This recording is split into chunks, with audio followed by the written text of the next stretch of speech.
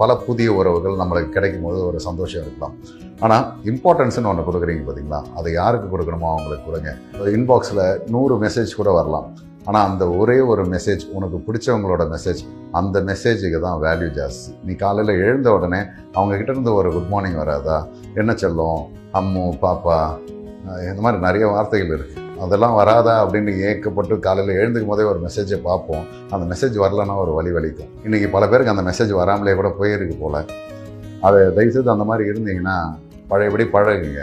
என்னை விட்டுறாத, ப்ளீஸ் என்னை அவாய்ட் பண்ணாத, ஏன்னா எதனா தப்பு பண்ணியிருந்தா மன்னிச்சிக்க, ஐ எம் ரியலி சாரி, இந்த மாதிரிலாம் என்ன தான் நீங்கள் இன்பாக்ஸில் போய் கெஞ்சி கதறினாலும் அவங்க உங்களை விட்டு பிரியணும்னு முடிவு பண்ணி விட்டு பிரிஞ்சிட்டாங்கன்னா தயவுசெய்து நீங்கள் மாறிடாதீங்க. அதுக்காக புதிய உறவை தேடிடாதீங்க.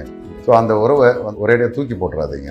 அந்த உறவை உங்கள் கூட தான் இவ்வளோ நாள் வாழ்ந்தது, உங்களை சீரியஸாக லவ் பண்ணாங்க, சீரியஸான ஒரு ரிலேஷன்ஷிப்பில் தான் நீங்கள் இருந்தீங்க.